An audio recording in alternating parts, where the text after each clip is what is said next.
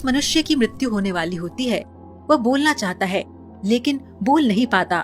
अंत समय में उसकी सभी इंद्रियां, बोलने सुनने आदि की शक्ति नष्ट हो जाती है और वह हिलडुल भी नहीं पाता। उस समय दो यमदूत आते हैं। उस समय शरीर से अंगुष्ठ मात्र यानी अंगूठे के बराबर आत्मा निकलती है, जिसे यमदूत पकड़ लेते हैं। यमराज के दूत उस आत्मा को पकड़कर यमलोक ले जाते हैं, जैसे राजा के सैनिक अपराध करने वाले को पकड़ ले जाते हैं। उस जीवात्मा को रास्ते में थकने पर भी यमराज के दूत डराते हैं और उसे नरक में मिलने वाली दुखों के बारे में बार बार बताते हैं। यमदूतों की ऐसी भयानक बातें सुनकर आत्मा जोर जोर से रोने लगती है, किंतु यमदूत उस पर बिल्कुल भी दया नहीं करते। इसके बाद वह जीवात्मा आग की तरह गर्म हवा तथा गर्म बालू पर चल नहीं पाती और भूख प्यास से तड़पती है।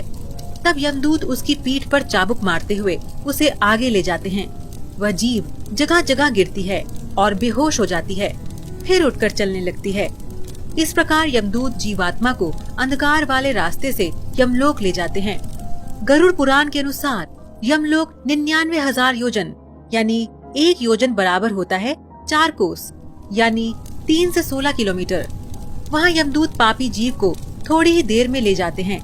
इसके बाद यमदूत उसे सजा देते हैं। इसके बाद वह जीवात्मा यमराज की आज्ञा से यमदूतों के साथ फिर से अपने घर आती है।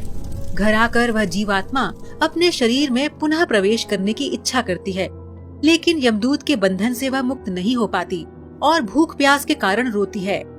पुत्र आदि जो पिंड और अंत समय में दान करते हैं, उससे भी उसकी तृप्ति नहीं होती।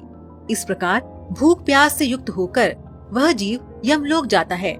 इसके बाद उस आत्मा के पुत्र आदि परिजन यदि पिंडदान नहीं देते हैं तो वह प्रेत बन जाती है और लंबे समय तक सुनसान जंगल में रहती है।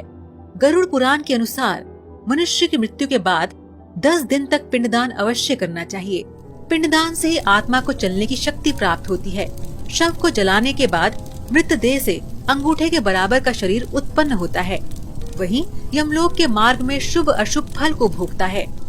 पहले दिन पिंडदान से मूर्धा यानी सिर, दूसरे दिन से गर्दन और कंधे, तीसरे दिन से हृदय, चौथे दिन के पिंड से पीठ, 5वें दिन से नाभि, छठे और 7वें दिन से कमर और नीचे का भाग, 8वें दिन से पैर, 9वें और 10वें दिन से भूख प्यास आदि उत्पन्न होती है।